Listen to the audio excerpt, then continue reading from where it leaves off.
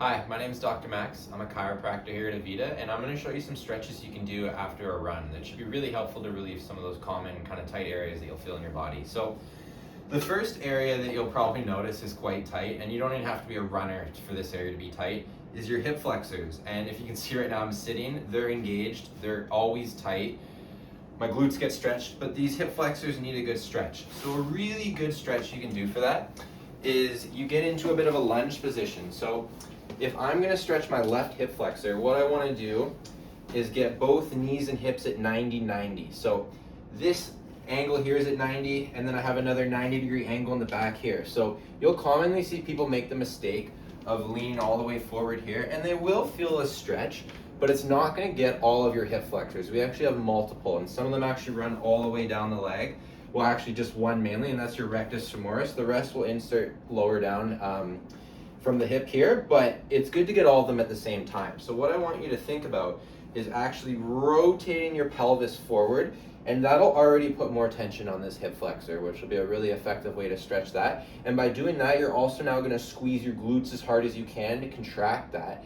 And then you're going to lean back just slightly if you need to, and you're going to notice you feel that stretch all the way from here, and that's going to run all the way down the leg, and you're going to probably want to hold that for about 30 to 40 seconds on each side.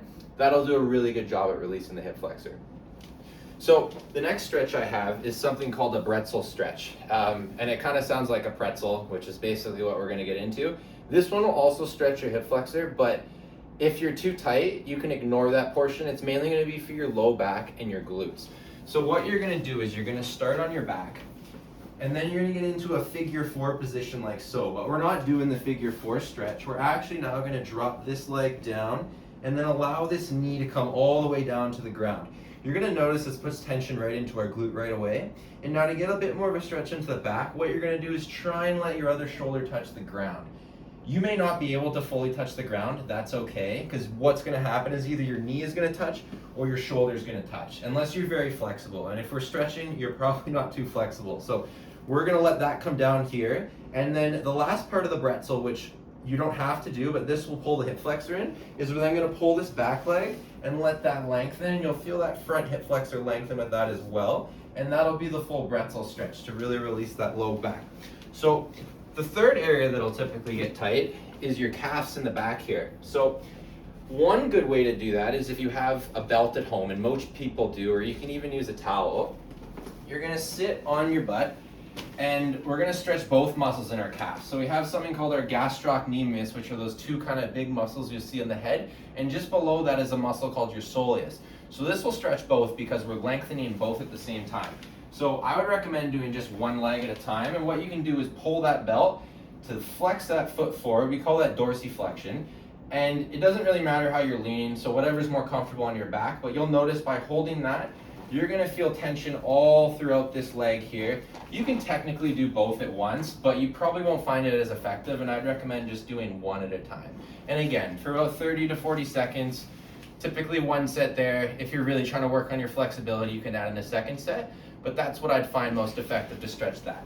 Now, another good stretch to stretch out some of those back muscles is something called a child's pose or a prayer pose. So what you're going to do is put your hands in front of you, let your butt drop back onto your heels, and this is going to stretch part of that shin that can get quite tight, as well as your glutes and your low back. So by doing this, here's your classic child's pose, but what I want you to think about is actually walking that to the side of your mat and letting that lengthen. And what that's going to do is also pull something called your lat into it, which is kind of into those armpit areas. And if we do that to the other side, you can see this side gets quite lengthened as well as the rest of my back here. That can be a really effective stretch to get that area. So the last thing I want to do is stretch the hamstring. So a couple ways to do that. You can do that seated, which is another really good way, and that way we can focus on one leg at a time. So what I want you to do is straighten this one leg.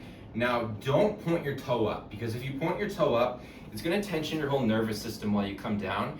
It'll feel like a stretch, but what it's actually doing is pulling on those nerves, which can be quite uncomfortable. So I want you to point that toe forward for now, and you're gonna straighten out your back so it's not bent forward, because that's gonna be more of a back stretch. So we're gonna do a bit of a hinge. So the back stays straight as we just come forward and down while that toe points, and you're gonna feel that whole hamstring get quite a bit of tension.